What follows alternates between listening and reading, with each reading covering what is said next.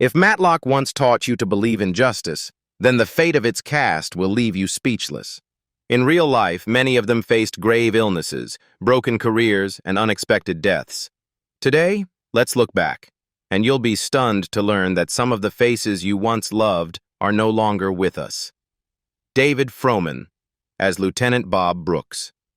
When David Froman took on the role of Lieutenant Bob Brooks in the series Matlock, 1986 to 1994, he was 48 years old, a little-known but remarkably determined middle-aged actor. His character, a quiet, loyal, and honest police officer, quickly earned the audience's affection. Yet behind that calm exterior was a long journey of failure, pressure, and relentless perseverance from an artist who was never destined to find success easily. Born on December 31, 1938 in Miami, Oklahoma, Froman grew up in a family that did not support the arts. He worked a series of odd jobs to pay for his studies before finally pursuing a career in theater. In the early years, he was repeatedly rejected for roles for being not star material. One of his first chances came with The Texas Wheelers, 1974, but his role ended abruptly when the show was canceled after only a few episodes due to controversial content. Later, history repeated itself in Matlock. His role as Lieutenant Brooks was often cut down because of budget limitations, leaving him stressed and even considering quitting acting altogether. However, Matlock ultimately helped David Froman find stability. He gradually became a familiar face on American television. Off-screen, he devoted many years to the local theater scene and taught performing arts at NEO College in Oklahoma. But just as his life was settling into balance, Froman was diagnosed with cancer, a disease that slowly weakened him and forced him to retire from the stage by the end of 2009. David Froman passed away on February 8, 2010, at the age of 71, at his home in Miami, Oklahoma. He left behind an estimated fortune of about $1 million, but his true legacy lived in the lessons he passed on to his students. One of them said at his memorial, "He didn't just teach us how to act. He taught us how to stand up again when every door has closed." Andy Griffith as Ben Matlock. At 60 years old, Andy Griffith began portraying lawyer Ben Matlock in the series Matlock, 1986 to 1995, a role that made him an icon of American television. With his gray suit and calm, deliberate voice, he made millions believe that justice always prevails. But behind Matlock's composure was a man who had himself been worn down by a lifetime of battles. Born on June 1, 1926, in Mount Airy, North Carolina, Andy grew up poor and carried a deep sense of insecurity about his background as he entered show business. In A Face in the Crowd, 1957, his first major role, as a cunning man corrupted by power, sparked political controversy and led some to label him dangerous to the media of that era. Not long after, during The Andy Griffith Show, 1960 to 1968, he suffered immense stress and clashed with co-star Don Knotts over creative control, to the point that he considered quitting acting altogether. Yet after every fall, Andy found a way to rise again. Matlock was his redemption. The character of Ben Matlock restored his faith that he could once again reach the top. The show became a cultural phenomenon, earning him the 1987 People's Choice Award and reaffirming his place in the hearts of viewers. However, in the 1980s, he was diagnosed with Guillain-Barré syndrome, which left him paralyzed on one side for 7 months, followed by chronic heart disease that forced him to slow down his work. Andy Griffith passed away on July 3, 2012, at the age of 86, from a heart attack at his home in North Carolina. When his journey ended, he left behind an estimated $60 million fortune and a television legacy Americans still remember by 2 simple words: Ben Matlock. Clarence Gilyard Jr. as Conrad McMasters. When Clarence Gilyard Jr. took on the role of Conrad McMasters, the private investigator assisting attorney Ben Matlock, in Matlock, 1989 to 1993, he was just 34 years old. He brought youthful energy, calm confidence, and sharp intellect to the screen, earning the audience's admiration. Yet behind that gentle smile lay a path filled with hardship. Born on December 24, 1955, in Moses Lake, Washington, Clarence grew up in a military family that moved constantly, leaving his childhood unstable and lonely. He began his career with small roles in CHIPS 1981, but was often criticized for lacking depth and rejected from numerous auditions.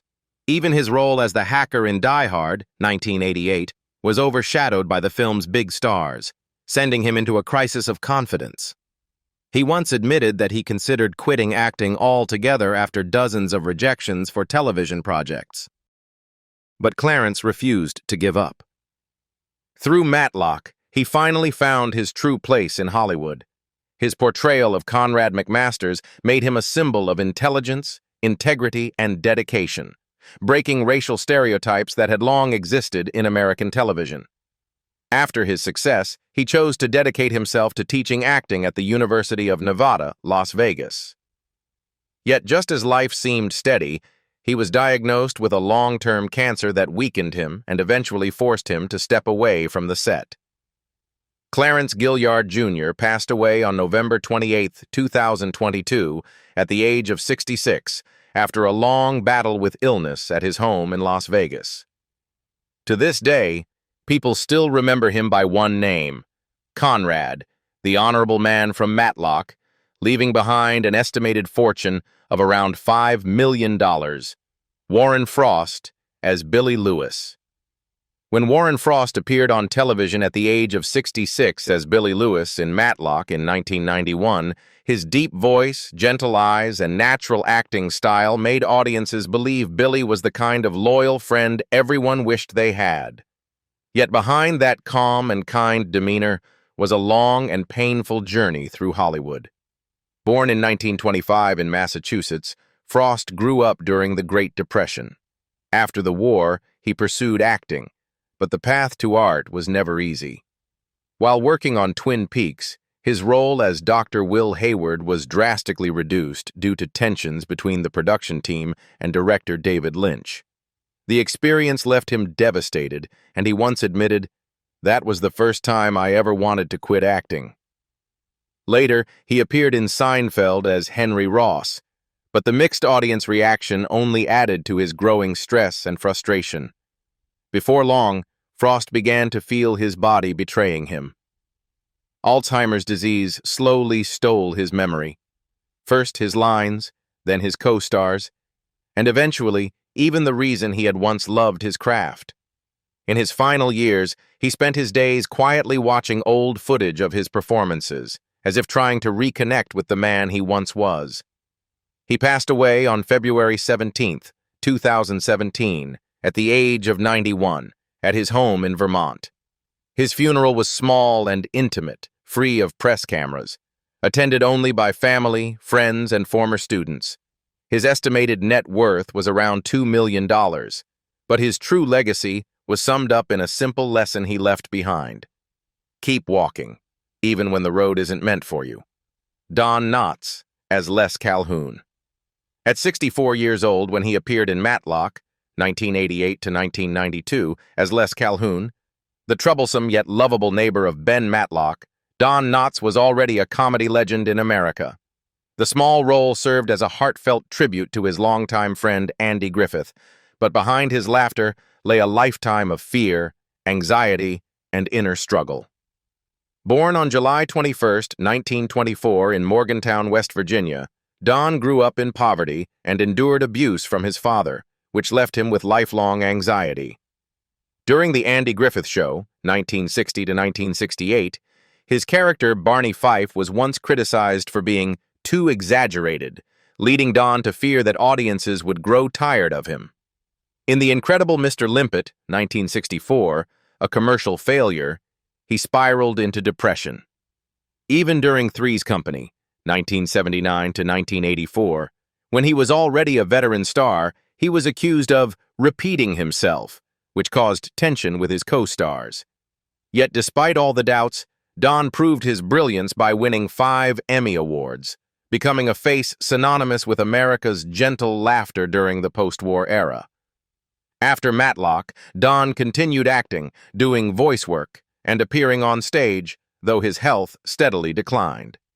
He suffered from lung cancer and macular degeneration, which severely impaired his vision.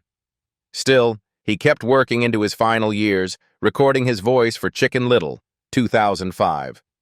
That was how he confronted fear, with laughter. Don Knotts passed away on February 24, 2006, at the age of 81 in Los Angeles, due to respiratory complications related to lung cancer. He was laid to rest at Westwood Memorial Park, where his tombstone was later engraved with images of his most beloved characters. With an estimated net worth of $3 million, Don left behind not only material wealth, but also a timeless legacy of joy and laughter. Betty Lynn as Sarah. When Betty Lynn appeared in Matlock in 1986 at the age of 60, she played Sarah, the devoted office manager and loyal friend of Ben Matlock, the calm presence who always seemed to appear just in time to steady him during tense courtroom battles.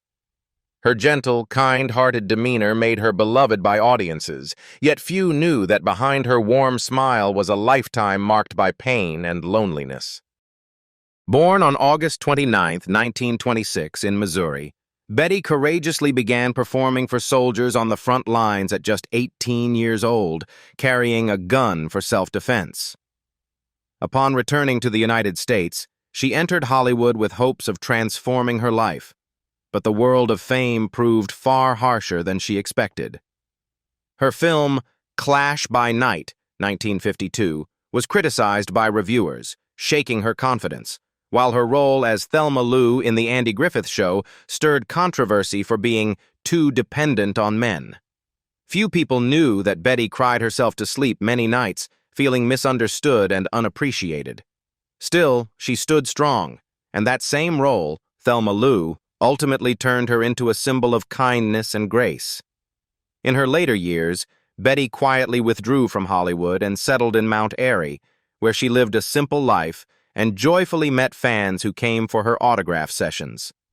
She passed away on October 16, 2021, at the age of 95, leaving behind an estimated $3 million and the image of a woman who reminded the world that kindness could still move Hollywood's heart.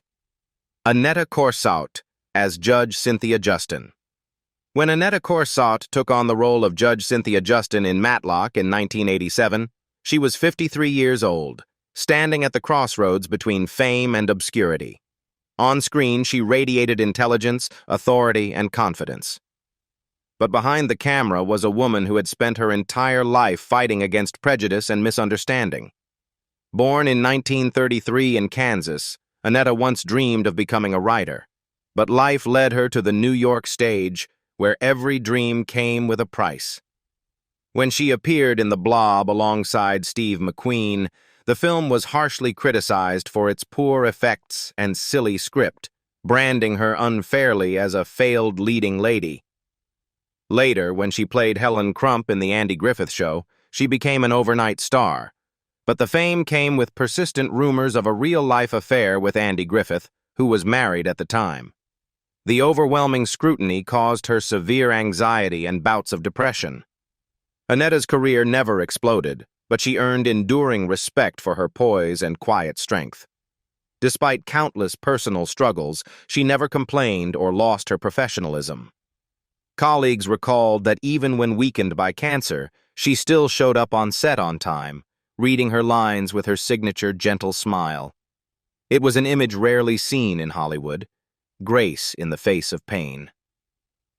Aneta Corsaut took her final breath on November 6, 1995, just 3 days after her 62nd birthday, in Los Angeles.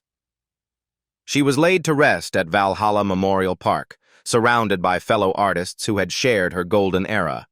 Her estimated net worth was $3 million, but her real worth lay in something far more precious: the dignity of a woman who never allowed suffering to dim the light in her eyes. Gregory Itzin as Michael Fitzmaurice. When Gregory Itzin appeared in Matlock in 1987 at the age of 39, he portrayed Michael Fitzmaurice, the sharp, cold rival attorney determined to outsmart Ben Matlock in the courtroom. But off-screen, Itzin was fighting a far more dangerous enemy, his own self-doubt and inner pressure. Born on April 20th, 1948 in Washington, D.C., Itzin began his career on the theater stage, where critics dismissed him as too serious, not fit for the screen. His breakthrough finally came decades later when he took on the role of President Charles Logan in 24, 2005 to 2010. The part made him famous but also brought a storm of backlash. Many viewers blurred the line between the scheming character and the real man. The intense scrutiny nearly broke him. "I couldn't tell if it was me or Logan who was living," he once confessed. Yet his perseverance and dedication earned him 2 prestigious Emmy Award nominations. In 2015, a heart attack forced him to pause his career, though he continued performing on stage despite his declining health. On July 8, 2022, Gregory Itzin passed away at the age of 74 after emergency surgery due to cardiac complications. His estimated net worth was around $3 million, but his true legacy lies in the lesson he left Hollywood. Sometimes, the brightest light shines through the cracks of a wounded heart. Jason Wingreen as Judge Arthur Beaumont. At 67, when Jason Wingreen appeared in Matlock, 1987, as Judge Arthur Beaumont, he brought to the role the presence of a stern yet wise and experienced jurist, someone whose brief appearances added gravity to Ben Matlock's courtroom drama. Though a supporting character with limited screen time, Wingreen infused the role with precision and sharpness, reflecting decades of mastery in front of the camera. Born on October 9, 1920 in Brooklyn, New York, Wingreen came of age during the Great Depression and struggled to pursue his passion for the arts. His portrayal of Harry Snowden in All in the Family, 1976 to 1979, drew mixed reactions for being too comedic, which caused him significant stress. Later, his uncredited voice work as Boba Fett in The Empire Strikes Back, 1980, became legendary, until he was unexpectedly replaced in later releases, a change that left him disappointed. When he joined Matlock, the role of Judge Beaumont was small, but Wingreen turned that limitation into an opportunity, delivering a performance that made the character quietly unforgettable. Wingreen went on to build a steady and respected career filled with memorable guest appearances across film and television, from The Twilight Zone to Star Trek, as well as extensive voice work that became a hallmark of his legacy. His colleagues often described him as disciplined, kind, and deeply devoted to his craft. Jason Wingreen passed away on December 25, 2015, at the age of 95 in Los Angeles. He left behind an estimated net worth of $1 million and a legacy of resilience, professionalism, and integrity. A man who proved that true artistry lies not in fame, but in a lifetime of steadfast passion for the work itself. David Ogden Stiers as Thomas Baldwin. When David Ogden Stiers joined Matlock in 1987 as Thomas Baldwin at age 45, he brought to life a polished, composed, and decisive attorney who provided balance amid Ben Matlock's most intense courtroom battles. Under the stage lights and before the cameras, Stiers always projected confidence, but his real life was anything but smooth. Born on October 31, 1942 in Illinois, Stiers endured a tense childhood with a strict father, which shaped his perfectionist nature. During his time on MASH, 1977 to 1983, his role as Major Charles Winchester III initially drew criticism from fans who resented him for replacing a beloved character. The constant pressure almost drove Stiers to quit acting. Later, while voicing characters in Beauty and the Beast, 1991, he faced another kind of strain, the demand for absolute precision in every tone and syllable. When he appeared on Matlock, he grew frustrated by the limited screen time and creative restrictions placed on his character, Thomas Baldwin. Despite the obstacles, Stiers ultimately found lasting success. His portrayal of Winchester earned him widespread acclaim and Emmy nominations, solidifying his reputation as a performer of exceptional depth. He later built a flourishing career in voice acting and music, even as bladder cancer forced him to gradually withdraw from the spotlight. Still, he remained active in orchestral performances and arts education, inspiring new generations of artists. David Ogden Stiers passed away on March 3, 2018, at the age of 75 in Newport, Oregon, due to complications from bladder cancer. He left behind an estimated fortune of $8 million and a rich artistic legacy spanning film, stage, and voice acting, a testament to a lifetime of dedication to his craft, despite immense personal and professional pressure. Ron Taylor as Deacon Holmes. When Ron Taylor appeared in Matlock in 1989 at the age of 37, he played Deacon Holmes, a dignified and reliable member of the community who often stepped in to help Ben Matlock during his toughest cases. Though a supporting character, Taylor's booming voice and commanding presence made the role unforgettable. Born on October 16, 1952, in Texas, Taylor began his career on the musical stage, performing in productions like The Wiz as the Cowardly Lion and Jesus Christ Superstar as Caiaphas. His Broadway journey was far from easy. Little Shop of Horrors brought him recognition, but The Three Musketeers became a notorious flop that left him emotionally drained. Even later roles in Star Trek, Deep Space Nine, and City of Angels, 2000, were reduced in scope, leaving him feeling undervalued. Yet his true brilliance emerged when he co-created and starred in It Ain't Nothin' But the Blues, a show that earned a Tony Award nomination and became the crowning achievement of his career. Ron Taylor passed away on January 16, 2002, at the age of 49 in Los Angeles from a heart attack. He left behind an estimated $1 million and a legacy that resonated through both theater and music, a powerful reminder of a brilliant but tragically short life. Elizabeth Hoffman as Judge Mary Russell. When Elizabeth Hoffman appeared in Matlock in 1989 at the age of 63, she played Judge Mary Russell, a symbol of fairness and wisdom in the show's most complex cases. Though her role was small, Hoffman infused the character with calm authority, grace, and empathy, leaving an impression that lingered long after the credits rolled. Born on February 8, 1926, in Oregon, Hoffman began her acting career later in life, but with remarkable determination. She faced challenges in Sisters, 1991 to 1996, where her role as Beatrice Ventnor sparked controversy over its portrayal of family and feminism. Earlier, in The River Wild, 1994, she endured heavy criticism tied to the film's violent themes. Despite often being typecast in supporting roles, as she was in Matlock, Hoffman remained steadfast, delivering performances marked by consistency, intelligence, and emotional depth. After years of quiet endurance, Hoffman finally gained broad recognition through the success of Sisters, which made her a familiar face to American television audiences in the 1990s. Yet as age and health began to take their toll, she gradually stepped away from acting. In her later years, she lived peacefully in Malibu, weakened by age but still meeting devoted fans in small, private gatherings.